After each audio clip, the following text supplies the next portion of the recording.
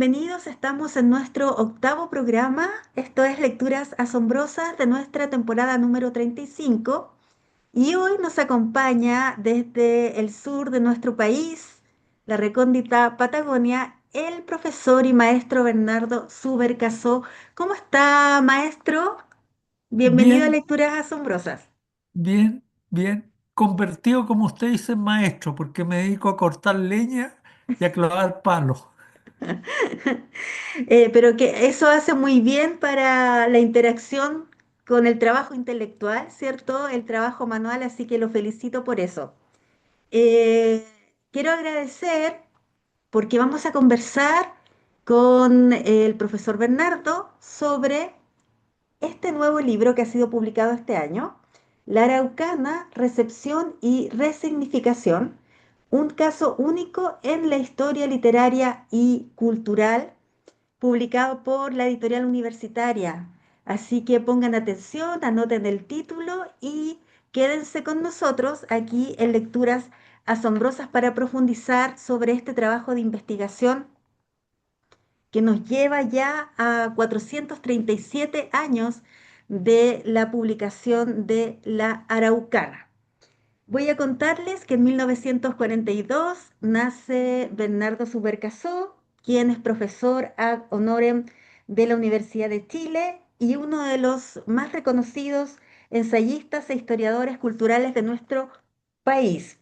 Es autor de más de 20 libros fundamentales sobre literatura, historia intelectual y cultura tanto de Chile como de Latinoamérica, y ha recibido, entre otros reconocimientos, el Premio Municipal de Literatura, el Premio Camilo Enríquez y el Premio Alonso de Ercilla de la Academia Chilena de la Lengua. Así que es un privilegio, profesor, poder conversar sobre esta investigación y su trabajo expuesto en este nuevo libro. Muchas Quiero gracias por la invitación. Gracias a usted, profesor. Eh, Quiero partir haciendo una analogía en lo que Ercilla decía al momento de cuando le preguntaban cómo escribió La Araucana y que usted lo establece en la introducción del libro. Él decía que escribía de noche lo que obraba de día.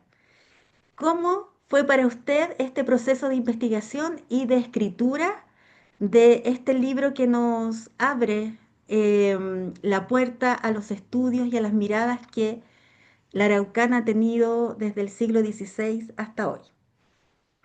Bueno, como todos los alumnos de este país, en algún momento me tocó leer la Araucana cuando estaba en segundo, tercero medio, y por supuesto me resultó soporífera. Me saltaba partes enteras. Y francamente no me produjo ningún interés en ese momento. Ahora, esto yo lo entiendo porque hace poco me encontré con una noticia curiosa. En un liceo de Ñuñoa se había decretado que la Araucana era una lectura obligatoria para tercero medio y los alumnos hicieron una huelga y la ganaron y por lo tanto se eximieron de la lectura.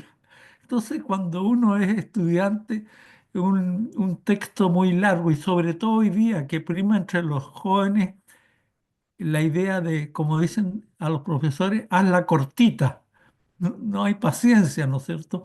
El celular de alguna manera y las nuevas tecnologías cultivan la impaciencia. Y eso pasa hoy día con los jóvenes, con un texto que tiene tres partes y que es largo. Y a mí me pasó un poco eso, pero después me tocó estudiar en la universidad y me interesó, me di cuenta que me había equivocado, que había mucho valor y finalmente me tocó enseñarla. Y por lo tanto ahí realmente me entusiasmó.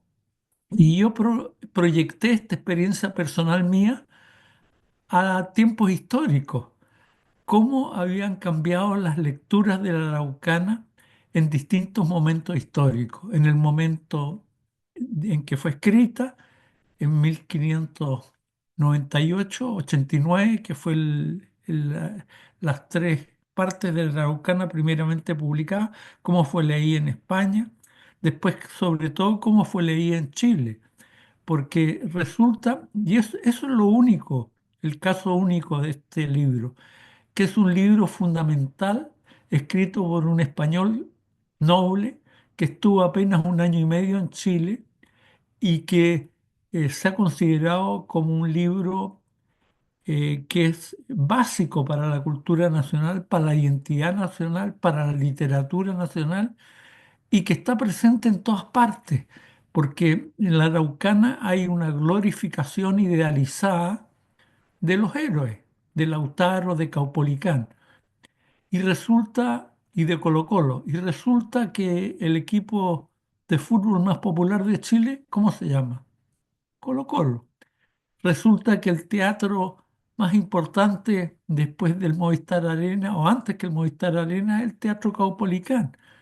Resulta que de repente yo vi un partido de tenis entre Marcelo Ríos y Andrea Gassi y el cronista cuando faltaba un set dijo para ganar este set Marcelo Ríos necesita la fuerza de Caupolicán y la estrategia de Lautaro.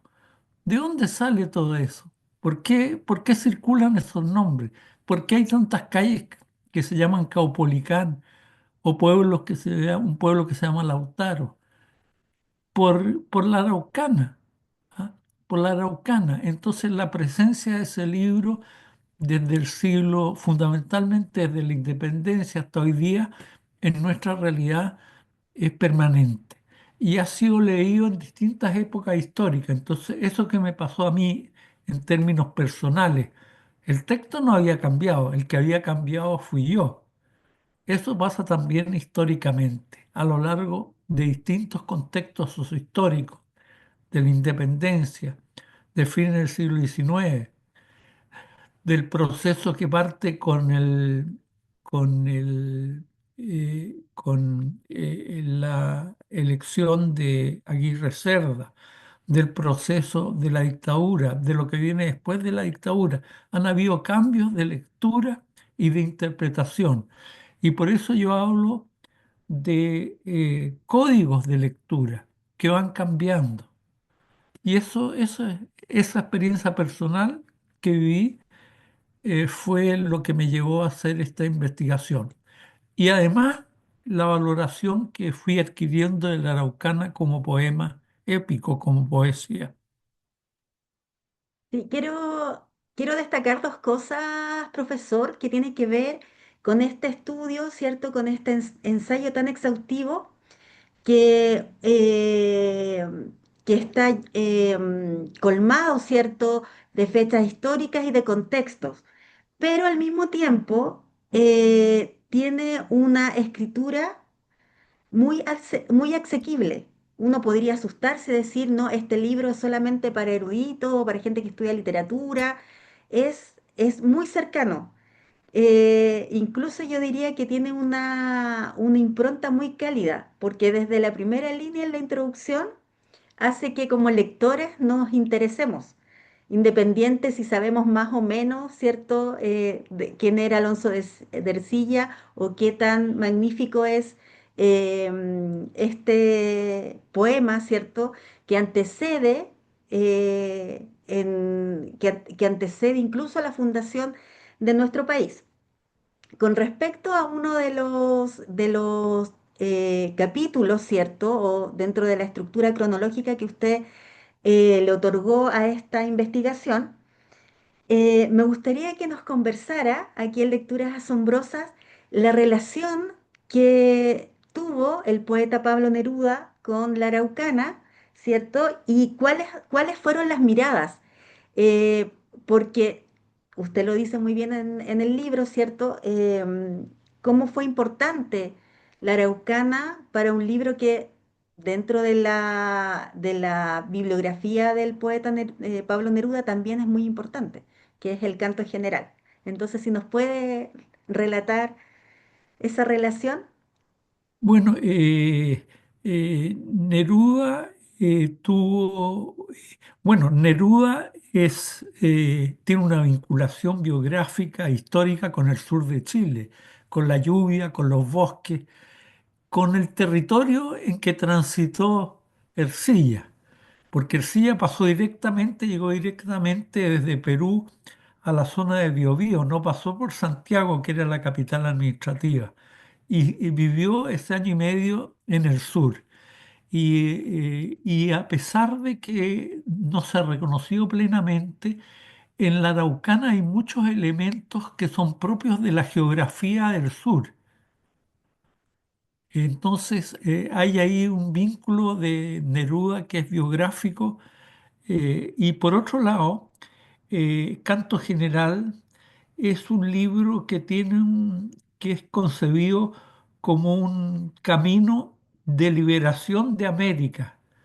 Y para Neruda, la Araucana fue un precedente, o sea, él concibe a la Araucana como inventor de Chile. Él es el primero que acuña esa palabra, inventor de Chile, que es un calificativo importante y que tiene vigencia hasta hoy día, porque, por ejemplo, Raúl Zurita, cuando recibió un premio, también usó el mismo calificativo. Entonces, yo detecté en varios poemas de canto general la influencia directa de la araucana. Incluso hay un poema a Ercilla, hay un poema a Lautaro, hay muchos poemas, hay muchas secciones del canto general que tienen que ver con la araucana y con esta admiración de Pablo Neruda por la araucana. Incluso en un documento, eh, Pablo Neruda llama a Ercilla compañero Ercilla. Ahora, hablar de compañero Ercilla era casi como hablar de camarada Ercilla en esa época. Entonces, hay esa vinculación muy importante que tiene que ver con lo que es el poema, pero que tiene que ver también con una admiración permanente de Neruda desde joven por la Araucana.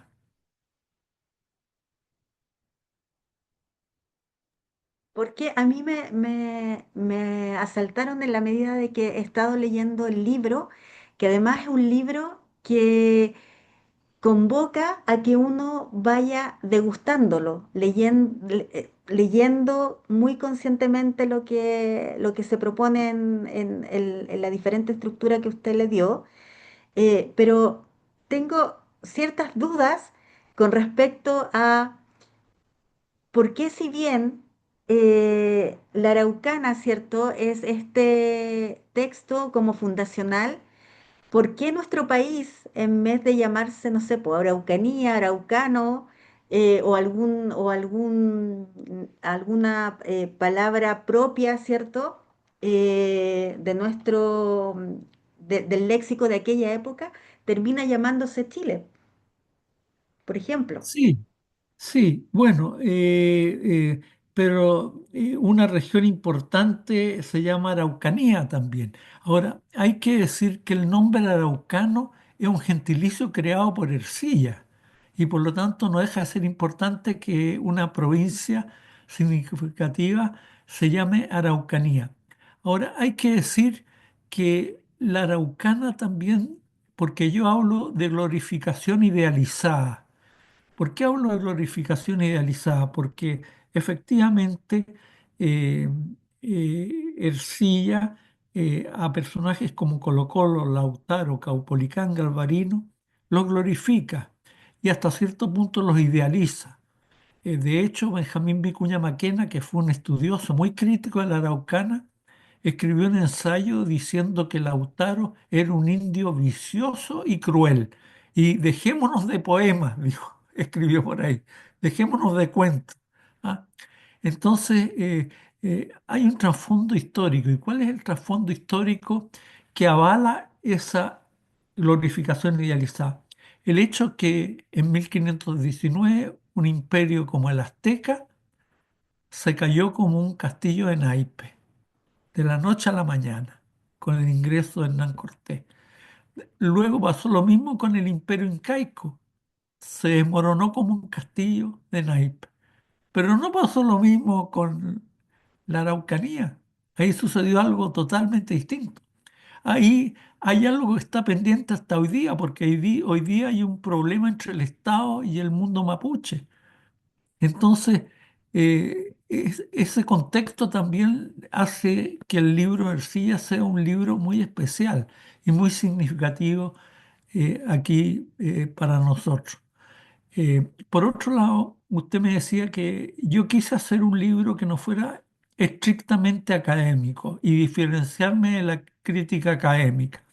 Porque, ¿qué hacía la crítica académica? La crítica académica lo que ha hecho es revisar la Araucana y ver qué elementos hay de la Ilíada, de la Odisea, de la épica antigua, de Homero, en la Araucana, o de la época secundaria de la Eneida, de Virgilio, en la Araucana. Eso es lo que ha hecho la crítica académica. Entonces yo, en vez de ver eso, cómo lo de atrás ha influido en la Araucana, quise ver cómo la Araucana ha influido para adelante y sobre todo en Chile.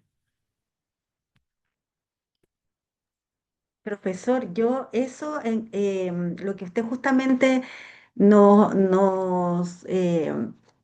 cuenta es lo que me tiene muy, no voy a usar la palabra asombrada porque el programa se llama así, en el sentido de que nos entrega, claro, toda esta valiosa información, pero es como estar conversando con usted.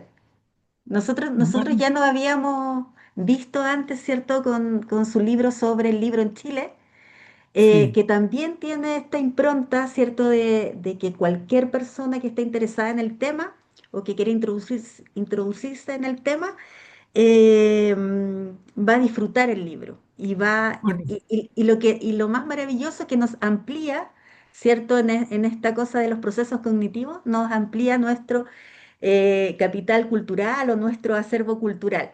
Entonces, creo que ahora, es un gran aporte este libro, así como también los anteriores que en los que usted ha trabajado. Em, ahora, Ángeles, sí, yo no dígame. sé si usted vio la portadilla, que al final de la portadilla yo digo que yo publiqué muy tempranamente una novela cuando tenía 18 años. Sí, Y lamentablemente me convertí en un académico, o sea, con un cierto el sentido trompo. culposo. Sí, el trompo de 1963. Sí, aquí lo dice. Sí. Sí. Profesor, ¿cuál es su mirada frente a esta imagen icónica, en esta globalización en la que estamos inserta, en que se utilizan, cierto, estos héroes de la Araucana como personajes de cómics, como personajes para vender poleras, por ejemplo, o se les dan estos rasgos que definen a ciertas, entre comillas, tribus o comunidades de jóvenes y quizás no tan jóvenes que se sienten inspirados por estos personajes? Bueno, eso ha sido una característica de la globalización, cómo la araucana entraba a la cultura de masa, al mercado de la industria cultural. Hace poco salió una noticia que un videojuego que se llama no sé cuántos Vampires va a incorporar a los héroes de la Araucana, a Lautaro, a Caupolicán. Yo conozco también y he leído y trabajado con los Guardianes del Sur, que es una serie de cómics, ¿ah? Basados en gran parte de la Araucana, en que incluso el sí aparece como personaje. Entonces ha entrado a la cultura de masa. Hay una película que se llama Historia y algo de, de, de un señor cineasta que es Ney, que es muy interesante porque es una comedia en que trabaja Amparo Noguera. Y la comedia se trata de que la actriz que hace Amparo Noguera, que era una actriz de televisión de farándula, que se llamaba La Guachita, quiere demostrarle a su hermana que vive en San Felipe que ella es más que eso. Y va y monta la Araucana con haitianos. Entonces usted se puede imaginar qué es lo que significa la Araucana montada como obra con haitianos que apenas hablan bien el Mm. español. Entonces ha entrado como a otros circuitos en la cultura de masa. Y también han aparecido críticas de la Araucana muy fuertes. de alguna manera la pseudo araucana de Elvira Hernández, u otra la nueva araucana de un escritor anónimo que la trata muy mal, que la injuria incluso. Y eso es propio del momento que estamos viviendo, que hay incertidumbre y que de alguna manera hay poetas, hay escritores que critican los símbolos nacionales tradicionales, por ejemplo, Elvira Hernández sobre la bandera chilena, ¿no es cierto? O sobre esos símbolos tradicionales. Y la araucana también es un símbolo tradicional y por lo tanto hay algunos autores, escritores, poetas que desinstalan el valor que se le ha dado históricamente a la araucana. Y eso está sucediendo en el momento actual. O sea, actualmente la incertidumbre ha llegado a todos los planos, no solo al plano político, sino al plano de la lectura y de los códigos de interpretación de lo que yo llamo los enrejados interpretativos, que inciden, son incididos por el contexto que estamos viviendo, que es un contexto de globalización y de incertidumbre, de crisis. Así es, pero es importante ser testigo de este diálogo, de los que están muy a favor y también de los que están muy en contra, porque Claro. eso también permite tener nuevas miradas, ¿cierto? Y como dice su título, ¿cierto? Darle una resignificación, en este caso a la araucana. Estoy hablando así como en general, pero la Claro. araucana nos da ese pie. Usted establece de que, como utilizan los epígrafes de Italo Calvino y de Irene Vallejo, ¿cierto? Sobre la importancia de los clásicos, de estos textos que trascienden y que nos dan perspectivas nuevas. No paran de Em, hablar, como dicen ellos, sí. Eso, no paran de hablar, no paran de Sí. hablar.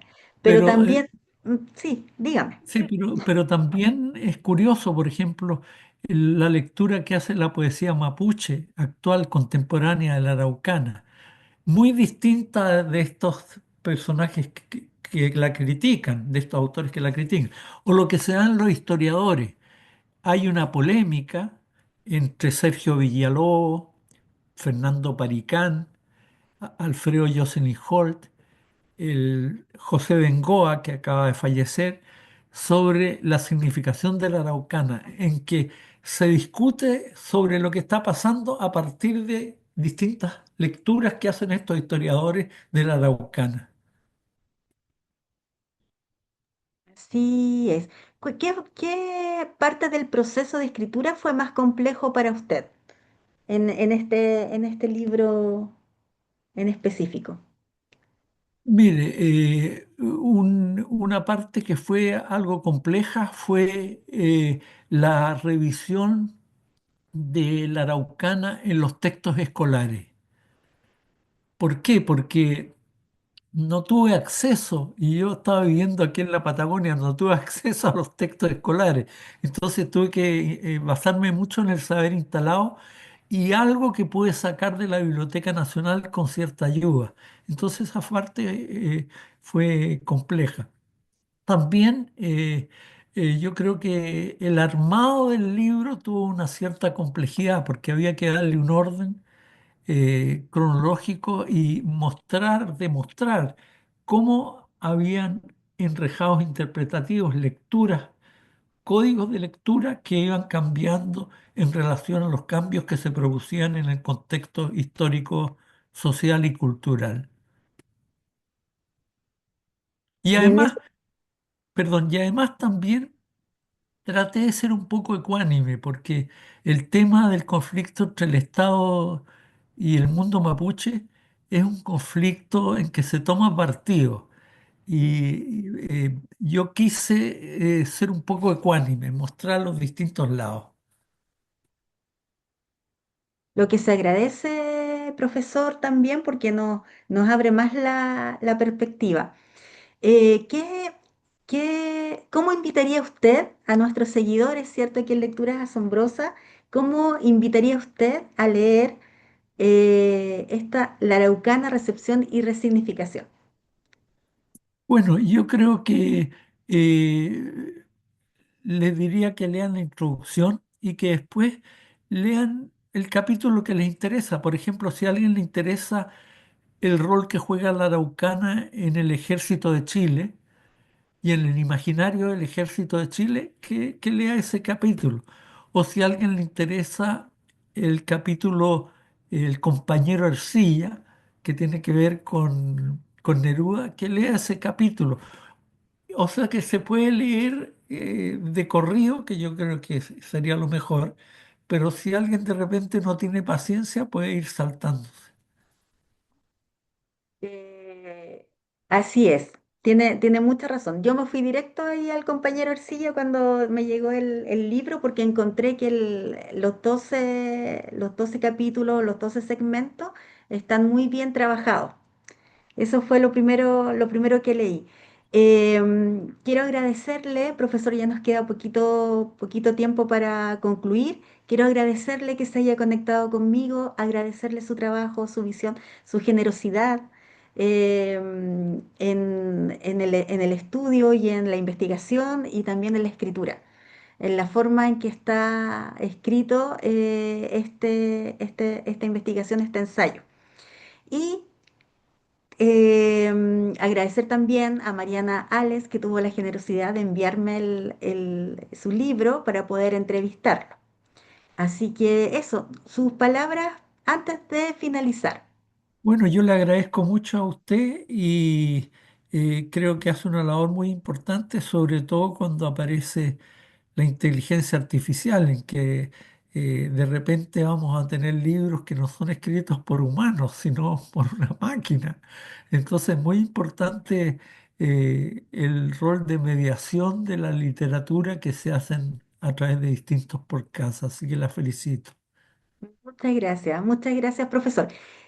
Antes de finalizar y agradeciéndole al profesor, quiero recordarles que este sábado 25, que voy a compartir con ustedes, gracias a la agrupación sociocultural Manuel Rodríguez, otro gran héroe cierto nacional, de la ciudad de San Fernando, nos van a recibir este sábado 25 a las 19 horas la presentación de cuentos, cantares y otros recuerdos del Guaso Pereira. Ahí está. En Valdivia 375 a las 7 de la tarde, la sede del Sindicato de la Construcción. A nombre de Aquí en La Luz de lo Invisible Ediciones, agradezco a la agrupación sociocultural Manuel Rodríguez, quien ha gestionado y ha hecho posible que podamos viajar, ¿cierto?, hasta la hermosa sexta región y invitarlos ahí a los lectores y lectoras que nos acompañan. Así que espero verlos el sábado 25 y los dejo invitados también para el próximo jueves con más lecturas asombrosas. Así que muchas gracias. Muchas gracias, maestro. Que esté muy Muchas bien. gracias a usted también, Ángeles, Gracias, muchas gracias. gracias. Hasta luego. Hasta luego.